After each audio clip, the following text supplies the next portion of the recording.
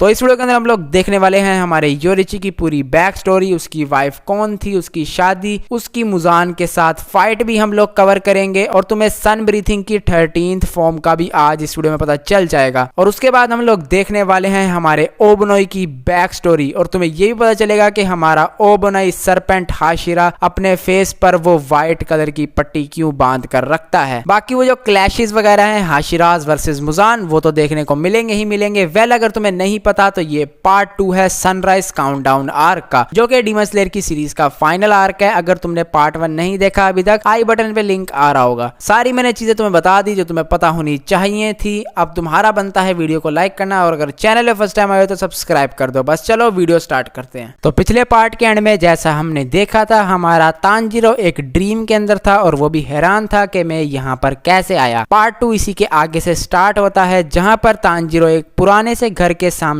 खड़ा होकर लकड़ियां काट रहा है, पर पता नहीं क्यों वो इस घर को देखकर बोलता है कि ये तो जाना पहचाना लग रहा है। तभी उधर एक छोटी बच्ची आती है जो कि तांजीरो को एक आदमी की तरफ इशारा करती है और तांजीरो इसको देखकर समझ जाता है यही है सन ब्रीथिंग का ओरिजिनल यूजर योरिची सुकिगुनी। प्रेजेंट में हम देखते हैं मुराता को जो कि सारी कोशिशें कर रहा है तांजीरो को वापस उठाने के लिए, लेकिन एकदम से तांजीरो सांस लेना बंद कर देता है जिससे मुराता बहुत ही ज्यादा डर जाता है। हम तांजीरो के ड्रीम के अंदर आते हैं जहां पर योरिची तांजीरो से कहता है कि मुझे कोई चाहिए जो मेरी बात सुन सके, यानी कि वो तांजीरो से अपनी बात शेयर करना चाहता है। तांजीरो बोलता है कि आज से 2 साल पहले हम लोग मिले थे और ऐसा लग रहा है कि ये कल ही की बात हो। अब तो सुमीरे भी काफी बड़ी हो गई है, उस टाइम तो वो एक बच्ची थी। और अब तांजीरो को रियलाइज हो चुका है कि वो अपने एंसेस्टर की मेमोरीज के अंदर है, या फिर तुम कह सकते हो अपने एंसेस्टर की बॉडी के अंदर है। जो उसके एंसेस्टर ने योरिची के साथ कन्वर्सेशन की थी, योरिची ने जो उसके एंसेस्टर से बातें की थी, वो सारी बातें अब तांजीरो को पता चलेंगी क्योंकि वो उसकी एक काइंड ऑफ मेमोरीज के अंदर आ गया। योरिची कहता है कि जब मैं लोगों को खुश देखता हूँ मुझे काफी अच्छा लगता है और इस वर्ल्ड में पैदा होना एक बहुत ही खुशी की बात है। तभी योरिची को याद आता है कि उसकी मॉम उसके लिए हर वक्त प्रे किया करती थी क्योंकि लोगों को लगता था कि योरिची डेफ है। इसी वजह से योरिची की मॉम हमेशा उसके लिए प्रे किया करती थी और मिचिकात्सु भी योरिची से मिलने के लिए मार खाया करता था, चाहे उसे कितनी बड़ी सजा क्यों ना मिले, वो हमेशा योरिची की मदद करता था। और उसी रात मिचिकात्सु ने योरिची को फ्लूट भी दी थी। तभी योरिची बताता है कि जब वो घर से भाग गया था, यानी कि घर को छोड़ के चला गया था अपनी मॉम की डेथ के बाद, तो उसके बाद वो एक दिन और एक रात बस भागता ही रहा। और भागते भागते योरिची को एक लड़की नजर आती है जो कि उसी की एज की थी और वो एक जगह पे खड़ी हुई थी, कोई मूवमेंट भी नहीं कर रही थी। योरिची जब उससे इसके बारे में पूछता है तो वो बताती है कि किसी डिजीज की वजह से मेरी पूरी फैमिली मारी गई, अब मैं अकेली हूँ, तो इसीलिए मैं अपने साथ कुछ टैप पोल्स को लेकर जाना चाहती हूँ। और उसे वहां ऐसे खड़े खड़े पूरा दिन गुजर जाता है, शाम हो जाती है लेकिन वो वहां से नहीं हिलती। जो उसने टैडपोल पकड़े थे उसने उन्हें वापस छोड़ दिया क्योंकि वो नहीं चाहती थी कि उसकी वजह से या फिर उसके लिए कोई अपनी फैमिली को छोड़ दे। और उसको ऐसा देखकर योरिची उससे कहता है कि क्यों ना मैं तुम्हारे साथ तुम्हारे घर चलूं इन टैडपोल्स की जगह। वो रोती हुई और हैरान चेहरे के साथ योरिची की तरफ देखती है। योरिची ये सारी स्टोरी हमें खुद नरेट करके बता रहा है, तो योरिची बोलता है यहाँ पे कि उसकी आंखें बिल्कुल एक ऑब्साइडन की तरह थी। इस लड़की का नाम था युता और इसके बाद से ही योरिची और युता साथ में रहने लगे। योरिची बताता है कि वो बहुत ही ज्यादा बातें करती थी, वो सुबह से लेकर शाम तक किसी के साथ भी बातें कर सकती थी। योरिची को यहाँ पर ऐसा लगता था कि वो जो है लड़की सबसे स्पेशल है, बाकियों से अलग है, इसलिए कोई उसे नॉर्मल वे में ट्रीट नहीं करता। तभी योरिची यहाँ पे बोलता है कि मैं एक पतंग की तरह था जो कट चुकी थी, पर युता ने उसकी डोर पकड़ ली जिसकी वजह से उसे उसकी डायरेक्शन मिली। तभी यहाँ पर 10 साल आगे का सीन देखते हैं जहाँ पर इन दोनों की शादी हो चुकी है और युता प्रेग्नेंट भी हो चुकी है। एक दिन योरिची मिडवाइफ को लाने के लिए शहर जाता है क्योंकि वो गांव से काफी दूर जंगल एक पहाड़ में रहते थे, तो वहां पे ऐसा कोई भी सिस्टम नहीं था, इसलिए योरिची चाहता था कि वो शाम होने से पहले ही वापस आ जाए। पर रास्ते में योरिची की मुलाकात हो जाती है एक बूढ़े इंसान से जो पहाड़ को क्रॉस करने की कोशिश कर रहा था, बट उसकी हालत बहुत ही ज्यादा खराब थी। उस बूढ़े आदमी का बेटा एक वॉर के अंदर जख्मी हो गया था, इसलिए वो चाहता था कि वो उसके मरने से पहले उसे एक बार अपनी आंखों से देख ले। योरिची उस बूढ़े इंसान को उसके बेटे से मिलवा देता है और योरिची को टाइम का पता ही नहीं चलता। आधी रात हो जाती है। योरिची भागा भागा अपने घर में आता है। वो देखता है कि उसकी वाइफ मर चुकी है, साथ में उसका बच्चा भी जो होने वाला था, और ये कांड एक डीमन का ही है। तांजीरो ये स्टोरी सुन के काफी शॉक हो जाता है। तभी योरिची बोलता है कि तुम्हारे पास कोई भी चीज क्यों ना हो, कितनी भी कीमती क्यों ना हो, अगर तुम उसको संभाल के नहीं रखोगे तो कोई ना कोई आएगा एक दिन और उसे तुमसे छीन कर ले जाएगा। योरिची की वाइफ और बच्चे के मरने के बाद योरिची 10 दिन तक उसी जगह पे बिल्कुल बैठा रहा, स्ट्रेट, ना कुछ खाया ना कुछ पिया। बट तभी वहां पर एक डीमन स्लेयर आता है जो कि एक डीमन के पीछे था,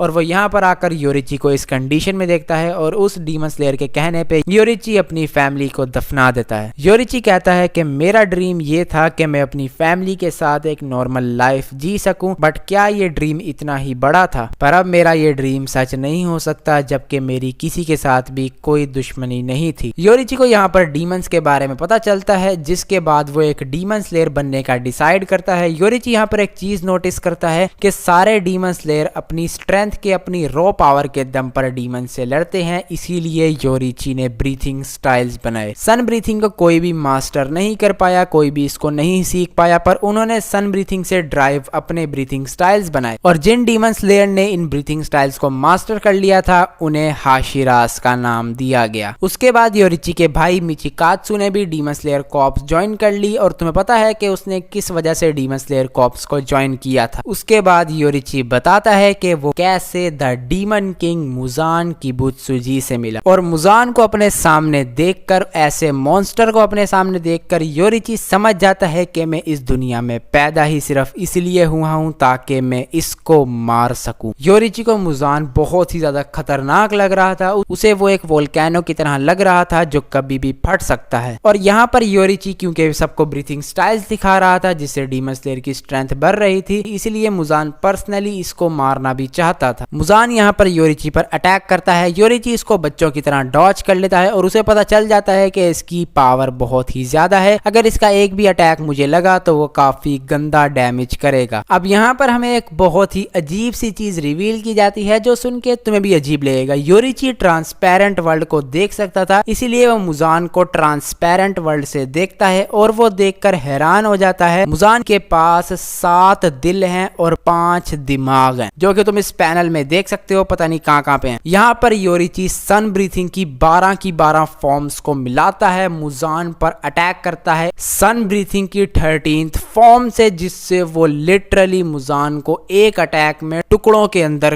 काट देता है। और तांजीरो ये सुन के समझ आता है कि योरिची ने यहाँ पर फर्स्ट टाइम सन ब्रीथिंग की 13th फॉर्म को यूज किया था। यहाँ पर मुजान की हालत इतनी ज्यादा खराब हो चुकी है कि वो रीजनरेट ही नहीं कर पा रहा। जबकि हमने पिछले पार्ट में देखा कि ओबनई की स्वॉर्ड ने उसे काटा तो पीछे वाला हिस्सा जल्दी से रीजनरेट भी हो गया, और यहाँ पर क्या सीन हुआ वो तुम्हारे सामने है। मुजान यहाँ पे टुकड़ों में कट चुका था, बट वो जैसे तैसे अपने हाथों से अपने सर को सही जगह पे रखे हुए था। योरिची समझ आता है कि मुजान इसीलिए रीजनरेट नहीं कर पा रहा क्योंकि उसकी स्वॉर्ड है रेड निचरिन स्वॉर्ड। योरिची मुजान से पूछता है कि तुम्हारा कोई आखिरी विश है, आखिरी वर्ड्स क्या है तुम्हारे? एक अटैक से ही मुजान की इतनी ज्यादा फट गई थी कि वो कुछ भी नहीं बोलता। तभी योरिची देखता है यहाँ पे मुजान की असिस्टेंट या फिर उसकी राइट हैंड लेडी तमायो को, और योरिची उसकी आंखों में देखता है और समझ जाता है कि इस लड़की की आंखों में एक उम्मीद है कि मुजान मर जाए। इसीलिए योरिची तमायो को कुछ भी नहीं कहता और मुजान को मारने के लिए उसके सामने आ जाता है। मुजान यहाँ पर इतना ज्यादा डर गया था कि उसके सामने उसकी मौत खड़ी है। वो अपनी बॉडी को कई हजार टुकड़ों में काट लेता है और यहाँ से भाग जाता है। ये अटैक काफी ज्यादा अनएक्सपेक्टेड था, इसीलिए योरिची 1800 में से सिर्फ 1500 टुकड़े ही काट पाता है, और बाकी के जो 300 टुकड़े इधर उधर गए होंगे उन्होंने जाके बाद में मुजान की बॉडी को रीजनरेट कर लिया। तमायो यहाँ पे रोने लगती है ये कहते हुए कि मुजान किबुत्सुजी को मर जाना चाहिए था। तभी वो शौक हो जाती है कि मैंने मुजान का नाम अपने मुंह से लिया और उसको कुछ भी नहीं हुआ। हालांकि हमें पता है कि अगर डीमंस मुजान का नाम अपने मुंह से ले तो क्या होता है। योरिची यहाँ पे तमायो के पास आता है, जहाँ पे तमायो उसे बताती है कि मुजान ही वो है जो मतलब सबको डीमंस बनाता है। वो उसे यहाँ पर यही बता देती है कि मुजान अब कभी भी बाहर नहीं निकलेगा जब तक योरिची नहीं मर जाता। मतलब इस बंदे का लेवल क्या है तुम समझ गए होगे। तमायो योरिची से प्रॉमिस करती है कि वो डीमन स्लेयर का साथ देगी मुजान को मारने में, क्योंकि वो यहाँ पर सच बोल रही थी। योरिची उसको यहाँ से जाने देता है, पर तांजिरो ये सुनकर समझ जाता है कि वो कोई और नहीं लेडी तमायो ही थी।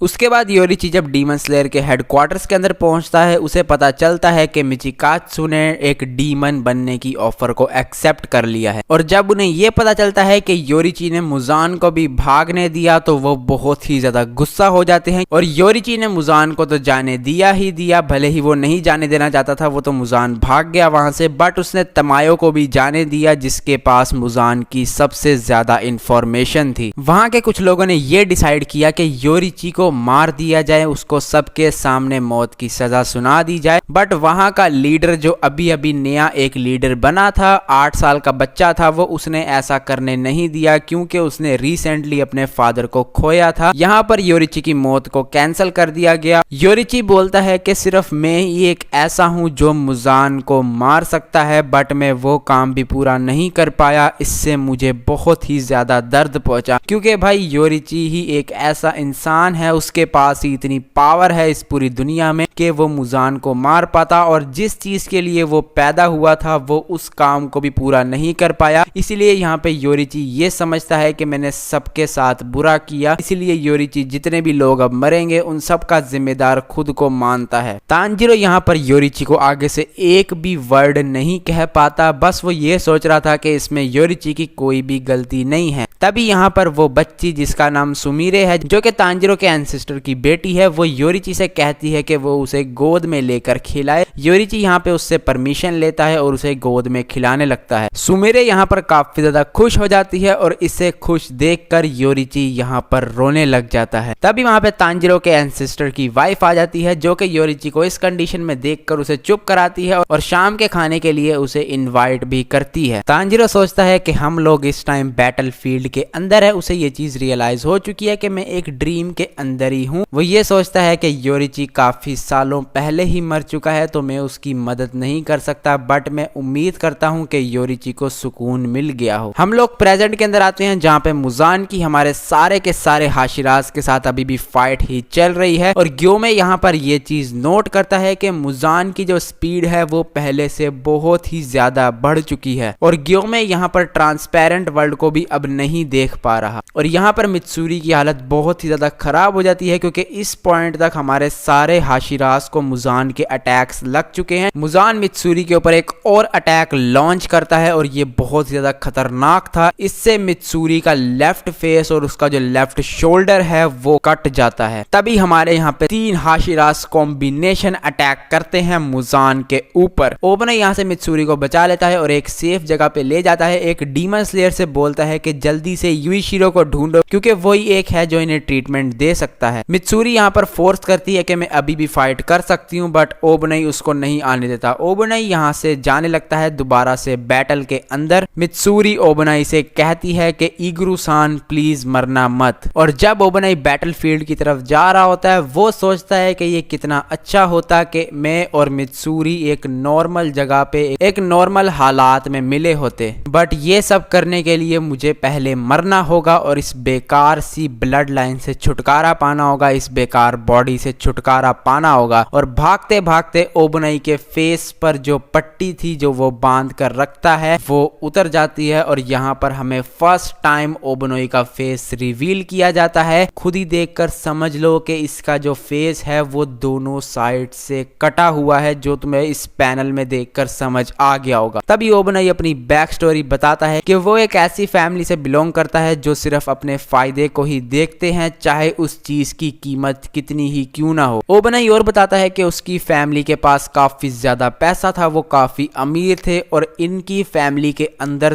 370 सालों के बाद जाकर एक लड़का पैदा हुआ, और वो लड़का था ओबनाई इगुरु। जब से ओबनाई पैदा हुआ उसे एक केज के अंदर बंद करके रखा जाता था और उसे उसी जगह पे खाना प्रोवाइड किया जाता था। ओबोनाई की जो फैमिली है वो एक डीमन की पूजा करती थी जो कि एक स्नेक टाइप डीमन था। ओबोनाई को ज्यादा देर तक जिंदा रखा गया। ओबोनाई की फैमिली ने उस स्नेक डीमन से वो सारी चीजें ले ली जिन लोगों को उसने मारा था और बदले में उसकी जो फैमिली है उन्होंने ऑफर कर दिया कि वो इनके बच्चे यानी कि ओबोनाई को ही खा ले। मतलब कितने जालिम लोग हैं इसकी फैमिली वाले, तुम समझ सकते हो। ओबोनाई की जो आइस का कलर है वो अलग अलग है, इसीलिए उन्हें ऐसा लगता था कि ये स्पेशल है। वो डीमन ये चाहता था कि जब ओबोनाई बड़ा हो तब मैं उसको खाऊं और उसी डीमन के ऑर्डर पर ही ओबोनाई का मुंह उस टाइम पर काटा गया था और उसके खून को उस डीमन को पिलाया गया था। और उसके बाद से ओबोनाई अपनी पूरी जिंदगी उस केज में ही रहता था और उस केज के अंदर ओबोनाई का एक दोस्त भी बना जो कि था एक व्हाइट कलर का स्नेक जिसका नाम है काबूरा मारू। और इसी स्नेक को तुमने ओबोनाई के कंधे पर देखा भी होगा। ओबोनाई यहाँ पर जैसे तैसे करके उस जेल को तोड़कर वहां से बाहर भाग जाता है, बट वो बात उस डीमन को पता चल जाती है और वो ओबोनाई के पीछे आ जाता है। वो डीमन ओबोनाई को कुछ कर पाता, वहां पे एंट्री होती है हमारे फ्लेम हाशिरा रेंगोकू की जो उसको टुकड़ों में काट देते हैं और ओबोनाई को उससे बचा लेते हैं। और जिस रात रेंगोकू ने ओबोनाई को बचाया उसकी एक कजन भागी भागी वहां पर आई, उसको धक्का देकर गिरा दिया और उसे कहती है कि उस डीमन ने 50 के 50 लोगों को गुस्से में मार दिया क्योंकि तुम वहां से भाग गए थे। तुम्हारी प्रॉब्लम क्या थी? तुम्हें बस चुपचाप वहां बैठे रहना चाहिए था और उस डीमन को खुद को खाने देना चाहिए था। यानी कि उस डीमन ने यहाँ पर आने से पहले ओबोनाई के पूरी फैमिली को मार दिया जिसमें पूरे 50 लोग थे। ओबोनाई जिसके बाद बोलता है कि मैं एक नॉर्मल लाइफ अब नहीं जी सकता था, इसी वजह से मुझे डीमन से बहुत ही ज्यादा नफरत हो गई, पर मैं फिर भी लोगों की मदद करता था। ऐसा लगता था कि मेरे अंदर अभी भी एक अच्छा इंसान है। पर चाहे कितना भी टाइम क्यों ना गुजर गया हो, ओबोनाई को हर सेकंड ऐसा लगता है कि उसके वो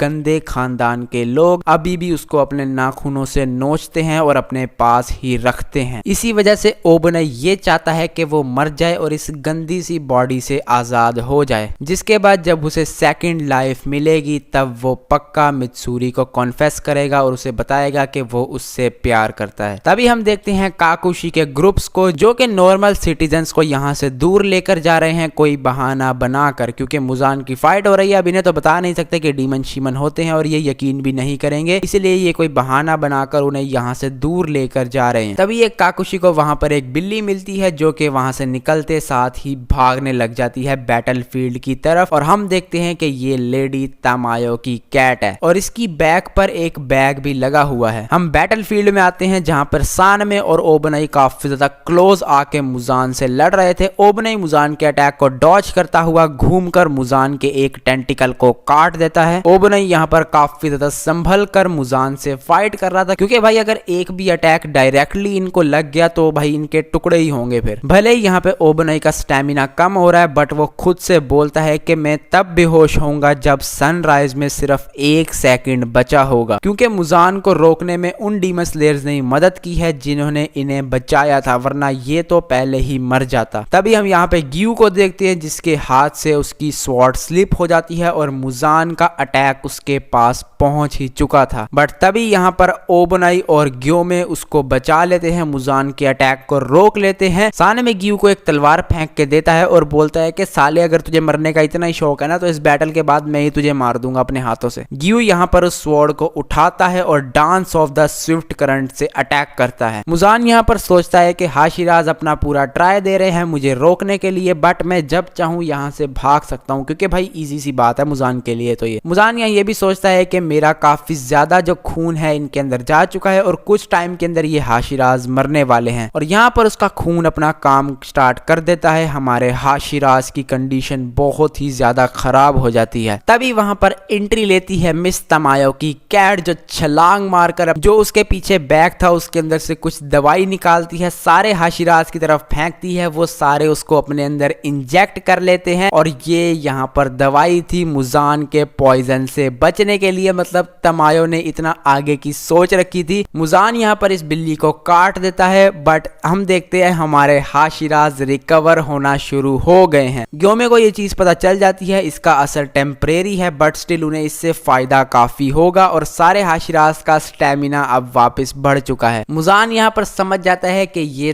तमायो का ही काम है, जिससे उसको काफी गुस्सा आता है कि ये औरत मरने के बाद भी मुझे तंग कर रही है। वो फुल गुस्से के अंदर हाशिराज पर अटैक करता है, बट ये काफी मुश्किल से पर उन अटैक्स को डॉज कर लेते हैं। फाइट के बीच में ओबनाई सोचता है कि अभी तक मैंने सबसे ज्यादा कम मदद की है हाशिराज के अंदर, क्योंकि अपने बचपन में जो सबसे ज्यादा भारी चीज उसने उठाई थी वो थी एक चॉपस्टिक, और सबसे बड़ा काम जो उसने किया था वो था उस केज से भागना। तभी ओबनाई को क्रोस की बात याद आती है, जब क्रोस ने इन्हें इन्फॉर्म किया था कि मुइचिरो ने अपनी स्वॉर्ड को काफी जोर से पकड़ा, जिसकी वजह से उसकी स्वॉर्ड रेड के अंदर कन्वर्ट हो गई थी। ओबनाई को बिल्कुल भी नहीं पता था कि ब्राइट रेड स्वॉर्ड कैसे आती है, बट उसे ये पता था कि जब तक हम ब्राइट रेड स्वॉर्ड को एक्सेस नहीं करेंगे तब तक हम मुजान को नहीं हरा सकते। ओबनाई अपनी पूरी जान लगाकर अपनी स्वॉर्ड को हाथों से पकड़ता है, उसको फुल जोर से दबाता है और यहाँ पर ओबनाई रेड स्वॉर्ड को एक्सेस कर लेता है। ओबनाई ने यहाँ पर अपना पूरा कंसंट्रेशन स्वॉर्ड में लगा दिया था, जिसकी वजह से वो अब हिल नहीं पा रहा था। तभी मुजान के टेंटिकल्स उसके पास अटैक करने के लिए पहुंच जाते हैं। सान में उसको पीछे देखने के लिए कहता है और मुजान का टेंटिकल ओबनाई के पीछे पहुंच चुका है। ओबनाई सोचता है कि अब अगर कोई हाशिरा मरा या फिर लड़ने के काबिल नहीं रहा तो उसका पूरा का पूरा बर्डन सभी हाशिरास के अंदर डिवाइड हो जाएगा, क्योंकि भाई पहले ही ये मुजान से बहुत मुश्किल से लड़ पा रहे हैं। वो अपनी बॉडी को मूव करने की पूरी कोशिश करता है पर वो उसको मूव ही नहीं कर पाता, उसे सिर्फ अपने हाथ महसूस हो रहे थे। गियू यहाँ पर आके उसके अटैक को ब्लॉक करने की ट्राई करता है, पर मुजान का अटैक काफी पावरफुल था, वो उसको ब्लॉक ही नहीं कर पाता। और हम यहाँ पर देखते हैं ओबनाई ने छलांग लगाकर उसके अटैक को डॉज कर लिया। तभी मुजान यहाँ पर बीच हवा में ही ओबनाई के ऊपर अटैक करता है, बट मुजान यहाँ पर ये देख के कंप्लीटली शॉक हो जाता है कि ओबनाई अपनी जगह से गायब हो चुका है और उसका एक हाथ कट चुका है। और वो नोटिस करता है कि ओबनाई का ये वाला अटैक पिछले सभी अटैक से काफी ज्यादा पावरफुल था। तभी यहाँ पर एकदम से मुजान का दूसरा हाथ भी कट जाता है। मुजान यहाँ पर बिल्कुल ही कंफ्यूज और शॉक्ड है, क्योंकि कोई भी उसको नजर ही नहीं आ रहा जो इसके ऊपर अटैक कर रहा हो। सारे के सारे हाशिराज उसके सामने ही लड़ रहे हैं, तो फिर इसकी बॉडी पर कौन अटैक्स कर रहा है। मुजान यहाँ पर अपनी सेंसेस का यूज करता है और उसे पता लग जाता है कि यहाँ पर एक नहीं दो नहीं बल्कि 3 लोग हैं जो इनविजिबल होकर उसके ऊपर अटैक कर रहे हैं। इसीलिए मुजान लोकेशन को प्रिडिक्ट करके उनके ऊपर अटैक्स करता है और यहाँ पर हमें वो 3 लोग रिवील होते हैं जो यहाँ पर थे जिनित्सु, इनोसके और कनाओ, जिनके ऊपर से मुजान ने युइशिरो के ब्लड डीमन आर्ट को हटा दिया था। इसी वजह से ये अब विजिबल हो गए। ग्योमे ये देखकर खुश होता है कि ये लोग अभी भी जिंदा हैं, बट इनोसके तो भाई अपनी फुल मस्ती में ही रहेगा। इनोसके यहाँ पर चिल्लाकर कहता है कि मैं नहीं मर सकता, मेरे पास और भी काफी सारे पेपर्स हैं, और भाई वो अपनी जेब में से काफी सारे पेपर्स को निकालता है। मुजान इनोसके पर अटैक करता है, बट उसके अटैक करने से पहले ही ओबनाई सरपेंट ब्रीथिंग से मुजान के दोनों हाथों को काट देता है, जिससे सब लोगों को ये बात पता चलती है कि ब्राइट रेड स्वॉर्ड होने से वो मुजान को काफी देर तक रोक सकते हैं और ज्यादा डैमेज भी होगा, और इस चीज से मुजान का रीजनरेशन भी स्लो हो जाएगा। सान में ये जानकर काफी खुश होता है। उसके बाद कनाओ और जेनित्सु फिर से अपने सर के ऊपर पेपर को लगा लेते हैं और इनविजिबल हो जाते हैं। फ्लावर ब्रीथिंग फोर्थ फॉर्म सैफ flower robe, thunder breathing first form thunder clap and flash. तभी ओबनाई आता है serpent breathing third form tightening coil. अब यहाँ पर और लड़ने के लिए लोग आ चुके हैं और ऊपर से ओबनाई की रेड स्वॉर्ड भी मदद कर रही है, तो ग्योमे को यहाँ पर टाइम मिलता है। वो अपने दोनों वेपन्स को एक साथ काफी जोर से मारता है, जिससे वो रेड ब्लेड्स को एक्सेस कर लेता है, और अपने वेपन्स को रेड करने के बाद वो अपनी आयरन बॉल से मुजान पर अटैक करके उसका पूरा शोल्डर ही उड़ा देता है। ये देखने के बाद गियू और सान में दोनों अपनी स्वॉर्ड को जोर से आपस में मारते हैं और ये दोनों भी रेड ब्लेड्स को एक्सेस कर लेते हैं। तभी वहां पर एक क्रो आता है जो इन्हें इन्फॉर्म करता है कि सनराइज में सिर्फ 25 मिनट रहते हैं, जो सुनने के बाद गियू और सान में एक पोज देते हैं और बैटल के लिए रेडी हो जाते हैं। तभी हम यहाँ पर युइशिरो को देखते हैं जो तांजीरो को लेडी तमायो के वो ड्रग दे रहा है जो उसने मुजान के ब्लड से बचने के लिए बनाई थी। मुराता बोलता है कि उसे इतने सारे इंजेक्शन मत लगाओ, ये ठीक नहीं होगा। युइशिरो बोलता है हम तांजीरो को बचाने के लिए हर एक कोशिश को करेंगे जो हम कर सकते हैं। ये लोग तांजीरो के हाथ से उसकी स्वॉर्ड को छुड़ाने की ट्राई करते हैं, बट तांजीरो की ग्रिप इतनी ज्यादा स्ट्रॉन्ग थी कि भाई बेहोश होने के बाद भी उसकी स्वॉर्ड को ये उसके हाथ से नहीं छुड़ा पाते। तभी ये लोग देखते हैं कि तांजीरो की पल्स वापस चलने लग गई है। मुराता यहाँ पर बोलता है कि हमें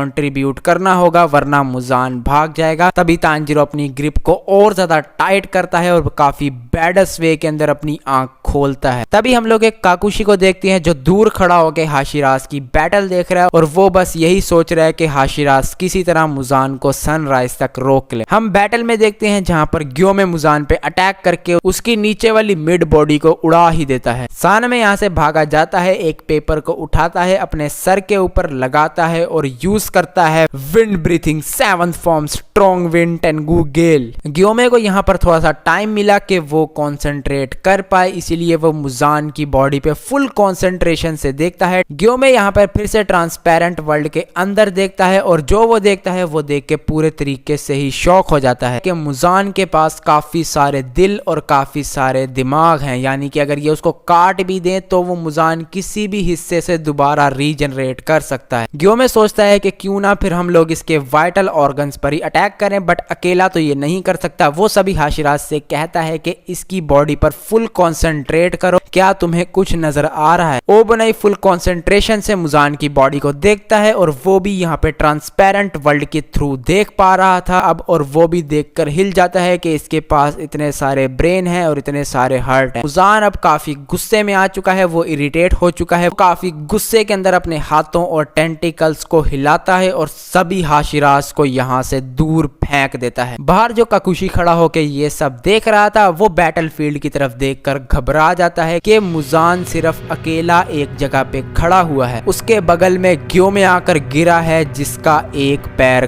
कट चुका है और ग्योमे यहाँ पर बेहोश हो चुका है। वो देखता है एक घर की छत पर सानमे की बॉडी पड़ी हुई है, एक जगह पे गियू पड़ा हुआ है जिसका एक हाथ भी कट चुका है। उसके बाद ओबनाई, जेनित्सु, इनोसके, उसके बाद हम लोग देखते हैं कनाओ को जिसके सर के ऊपर से वो सील गिर जाती है और उसके सामने खड़ा है डीमन किंग मुजान जो बड़े ही गुस्से और बैडस वे के अंदर उसको मारने के लिए उसकी तरफ बढ़ने लगता है। कनाओ यहाँ पर अपना पूरा दम लगाती है कि वो अपनी बॉडी को मूव कर पाए पर वो बिल्कुल भी नहीं कर पाती। मुजान यहाँ पे अपने हाथ को उठाता है, कनाओ को मारने ही वाला होता है, तभी यहाँ पर कोई बंदा आता है जो यूज करता है sun breathing shining ray of grace जिससे मुजान का हाथ कट जाता है और वापस रीजनरेट करने में प्रॉब्लम हो रही थी। तभी वो देखता है कि कोई कनाओ को साइड पे लेकर चला गया है। यहाँ पर ये और कोई नहीं हमारा तांजीरो है जो कनाओ को एक काकुशी के पास छोड़ देता है और कहता है कि इसका ख्याल रखना। मुजान तांजीरो को कहता है कि तुम तो काफी भद्दे लग रहे हो। तांजीरो यहाँ पर कुछ भी नहीं बोलता और वो काफी बैडस वे के अंदर मुजान की तरफ देखता है। मुजान यहाँ पे ये तक बोल देता है कि मुझे तो यही पता नहीं चल रहा मैं डीमन हूँ या तुम एक डीमन हो। और यहाँ पर मुजान को तांजीरो के अंदर योरिची भी नजर आता है। तांजीरो यहाँ पर काफी बैडस वे में मुजान से बोलता है कि आजा मुजान, आज इस खेल को यहीं खत्म करें। तो बस गाइज यहीं एंड करते हैं सनराइज काउंटडाउन आर्क के पार्ट 2 को। तुम्हें क्या लगा मैं इसी पार्ट में पूरी स्टोरी कवर कर दूंगा? भाई ऐसे नहीं हो सकती, काफी लंबी वीडियो बन जाएगी वो। फिर मैंने अपने इस चैनल के ऊपर फ्यूचर में काफी सारी चीजें सोच रखी हैं, मांगा से रिलेटेड ही कुछ मांगास कवर करूंगा अपने इस चैनल पे, तो सब्सक्राइब नहीं किया तो सब्सक्राइब कर दो। इसका नेक्स्ट पार्ट में जल्दी लाने की ट्राई करूंगा जितना पॉसिबल हो सका। आज की वीडियो के लिए इतना ही, मिलता हूँ नेक्स्ट वीडियो के अंदर। सायोनारा।